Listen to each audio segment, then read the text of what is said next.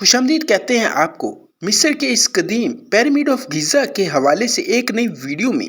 इसी वीडियो में हम बात करेंगे कितने लोगों ने इस पिरामिड को बनाया। इसी वीडियो में हम बात करेंगे पिरामिड ऑफ गिज़ा के अंदर इस्तेमाल होने वाले मटेरियल के हवाले से। इस वीडियो में हम बात करेंगे मिस्र के ये कदीम पिरामिड हकीकत में किस चीज़ के लिए बनाए गए थे और आपके जहनों के अंदर आने वाले तमाम सवालात के जवाबात इसी वीडियो में मौजूद हैं। वीडियो की जानब बढ़ने से पहले आपसे एक छोटी सी रिक्वेस्ट है, आप इस वीडियो को लाइक कर दें और मेरे चैनल को सब्सक्राइब कर दें ताकि आने वाली मज़ीद इंफॉर्मेटिव वीडियोस आप तक बर वक्त पहुँच सकें। मज़ीद टाइम ज़ाया किए बगैर चलते हैं वीडियो की जानब और सबसे पहले बात करते हैं उन इंटरेस्टिंग फैक्ट्स की जो कि पिरामिड ऑफ गिज़ा के हवाले से हैं। ये पिरामिड हकीकत में हमारी सोच से कहीं ज़्यादा कॉम्प्लिकेटेड हैं। अगर बात की जाए इसकी बुलंदी की तो 147 मीटर ये बुलंद इमारत दुनिया के सबसे बड़े स्ट्रक्चर्स में शामिल है और ये इंसानी तख्लीक का मुंह बोलता सबूत है। ये पिरामिड हकीकत में इतने बड़े पत्थरों से मिलकर बने हैं कि इनका कुल वजन 6 मिलियन टन है। अगर पिरामिड ऑफ गिज़ा को कंपेयर किया जाए बुर्ज खलीफा से जो कि दुनिया की सबसे बड़ी बिल्डिंग है, तो पिरामिड ऑफ गिज़ा हकीकत में इस बिल्डिंग से 12 गुना वजनी है। यहाँ पर हमारे जहन के अंदर एक सवाल उभरता है कि उस वक्त ना कोई टेक्नोलॉजी थी और ना कोई हैवी मशीनरी, इसके बावजूद इस अजूबे को तैयार किया गया जो कि 4500 साल तक अभी तक अपनी जगह पर कायम है। आप सबके माइंड में बहुत से सवालात होंगे, लेकिन तारीख के अंदर ऐसे ऐसे अजूबे छुपे हुए हैं जिनका अंदाज़ा लगाना आप सबके बस की बात नहीं। इस पिरामिड ऑफ गिज़ा को 4500 साल पहले बनाया गया। दुनिया के इस हैवी स्ट्रक्चर को बनाने वाले किंग खुफू के बारे में हम ज़्यादा तो नहीं जानते, लेकिन इस किंग के बारे में हम ये तो बता सकते हैं कि इस किंग ने 23 से 34 साल मिस्र के ऊपर हुकूमत की। दरिया नील के किनारे पर वाक़ किंग खुफू का पिरामिड हकीकत में अकेला पिरामिड नहीं बल्कि इस जगह पर बनाए गए 2 और पिरामिड्स भी मौजूद हैं।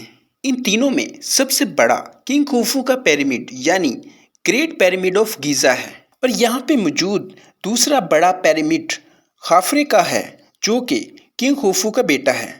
इसके अलावा तीसरा बड़ा पिरामिड जो कि मेनक्यूरी के नाम से मशहूर है, ये पिरामिड किंग खाफरे के बेटे का है। ये बात दिलचस्पी से खाली नहीं कि इस जगह पर सिर्फ ये 3 पिरामिड्स मौजूद नहीं बल्कि 118 मुख्तलिफ साइज़ के पिरामिड मौजूद हैं। इनमें से अक्सर टूट चुके हैं और बहुत ही कम पिरामिड्स अपनी असल हालत में मौजूद हैं। अब हम बात करते हैं इनको बनाने की क्या वजह थी और ये मकबरा था। जी हाँ, ये मकबरा था उस वक्त के हुक्मरान किंग खुफू का। इन हुक्मरानों को इन्हीं पिरामिड्स के अंदर दफन किया जाता था।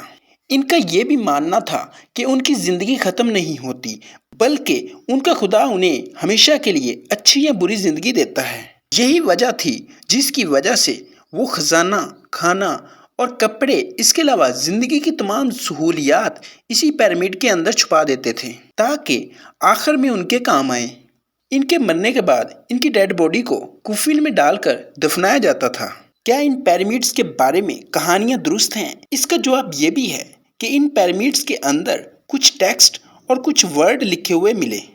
इसकी वजह यह भी है कि इस तरह के बाकी और पिरामिड्स भी मिले। ये पिरामिड मिस्र के अंदर लोगों को दफनाने के लिए इस्तेमाल किए जाते थे, लेकिन ग्रेट पिरामिड ऑफ गिज़ा के अंदर एक ताबूत मिला है जिसमें कोई बॉडी या किसी किस्म की बॉडी के शवाहद नहीं मिलते और कहा जाता है इन तमाम सालों में कोई यहाँ से तमाम खजाना और किंग खुफू की बॉडी को निकाल के ले गया। यहाँ पर कुछ लोग ऐसे भी हैं जिनका ये मानना है इस ज़माने में इन पिरामिड से बिजली पैदा की जाती थी। बहुत अरसा पहले ये लोग बिजली बनाना जानते थे, वो बिजली की बनी हुई चीज़ें जानते थे, वो लाइट बल्ब तक को जानते थे, लेकिन हकीकत इन कहानियों से कहीं दूर है। In great pyramid of Giza के हवाले से एक थ्योरी ये भी मशहूर है कि इन पिरामिड्स को अनाज को स्टोर करने के लिए बनाया गया था। ये तमाम थ्योरीज हकीकत से बहुत दूर हैं क्योंकि आज सब लोग इस बात पे मुत्फिक हैं कि इन पिरामिड्स को मकबरे के तौर पर बनाया गया था। कदीम मिस्र के लोगों का ये भी मानना था کہ جتنا زیادہ کھانا، اناج، سونا، جواہرات ان پیرامڈس کے اندر رکھا جائے گا اتنا ہی ان کے حکمرانوں کی آنے والی زندگی سفل ہوگی اور اچھی ہوگی۔ اب بات کر لی جائے ان سوالات کی جو ہم سب کے ذہن میں موجود اور گردش کر رہے ہیں۔ کیسے 147 میٹر اونچی عمارت کھڑی کر لی گئی اور اتنے بڑے بڑے پتھر یہاں پہ کیسے آئے اور اس سائز کے بڑے بڑے پتھروں کو لایا کیسے گیا؟ یہاں تک کہ اس زمانے میں نہ کوئی گاڑی تھی اور نہ کوئی ذریعہ سہولت۔ حقیقت میں اس گریٹ پیرامڈ آف گیزا کو بنانے کے لیے 20 سال لگے۔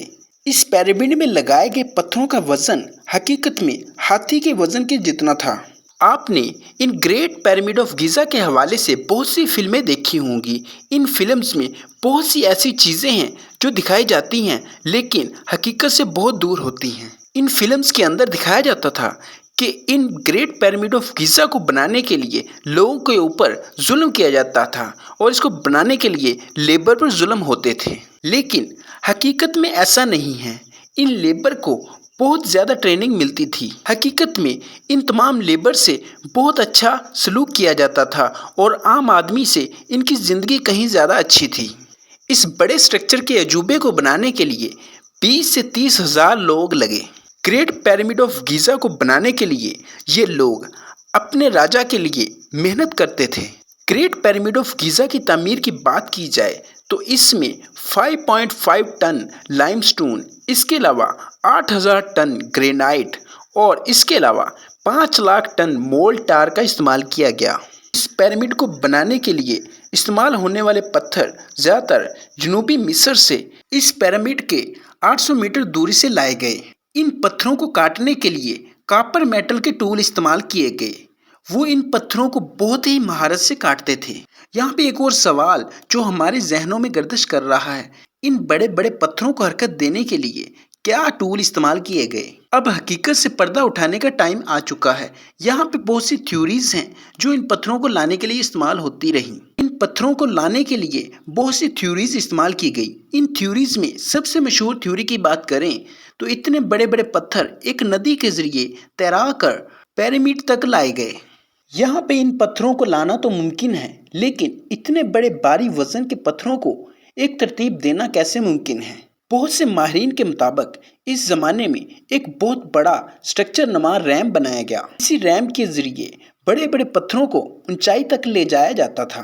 ہم جانتے ہیں 20 سال لگے اس گریٹ پیرامڈ آف گیزا کو بنانے میں، اور اگر 20,000 لوگ یکے بعد دیگرے ان پتھرز کو اٹھائیں تو ہر 3 منٹ میں ایک پتھر اٹھایا جانا چاہیے۔ یہ بات نہایت مشکل دکھائی دیتی ہے۔ اس بات کو سمجھنا اتنا ہی مشکل ہے کہ اتنی سپیڈ سے کام کرنا کس طرح ممکن ہو سکتا ہے۔ اسی لیے اس گریٹ پیرامڈ آف گیزا نما سٹرکچر کو آج تک ایک عجوبہ مانا جاتا ہے۔